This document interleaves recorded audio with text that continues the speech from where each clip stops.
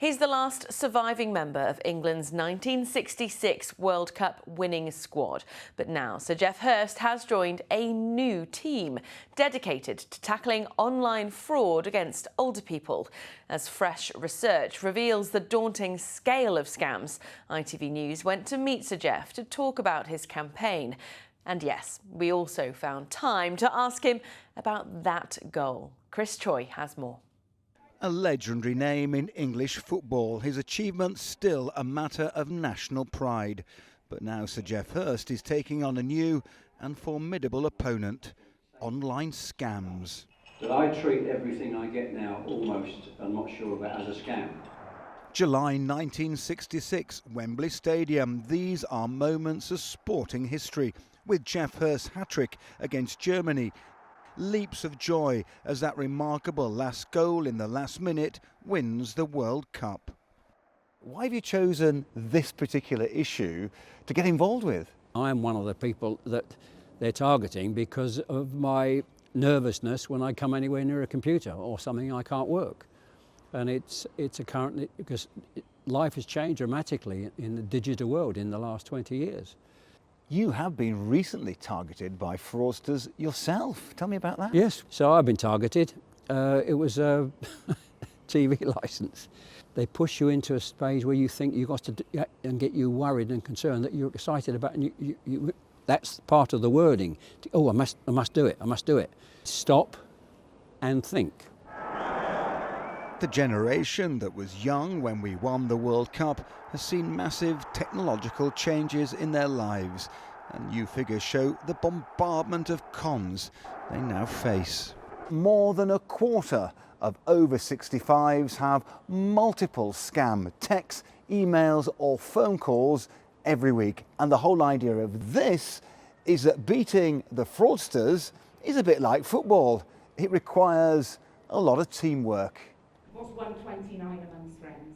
Sir Geoff Hurst is backing sessions like this with volunteers from the AbilityNet charity. These aim to make older people more sure-footed online.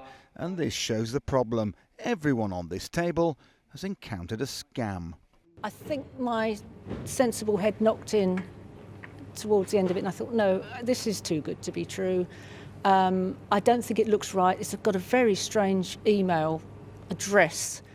They took advantage of my mum because she's deaf and got her information off the internet. It was a love scam, and before we knew it, 50 grand of her life savings were gone. But the site looked incredibly like M&S, so I spent £350. He said you're in the process of being scammed but at this time they'd already taken control of the laptop. They had full access to everything. Today's new research shows around a quarter of over 65s have hit back by confronting scam callers.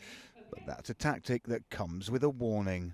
I think you have to admire that spirit, but I would caution people against getting embroiled in further conversations, risking giving more information. I think drawing a firm line under something, ending that conversation and moving on is probably the best way to go. How does it make you feel that your generation has emerged as the target for so many of these scams? It makes you feel sad in the sense that you've got the people out there trying to do that in our age group, very old and very vulnerable people. Geoff Hurst's second goal of the 1966 World Cup remains controversial, coming half a century before video assistant referees, known as VAR. And of course, I couldn't resist asking that question while I had the chance. You must have lost count of the number of times people asked you did the ball go in question. That's probably the most asked question. And it must be annoying, but it's not annoying. I find it sort of fairly amusing now, 60 years on.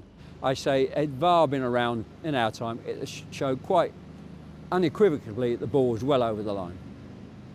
You're confident in that? As I say now, who cares? Who cares?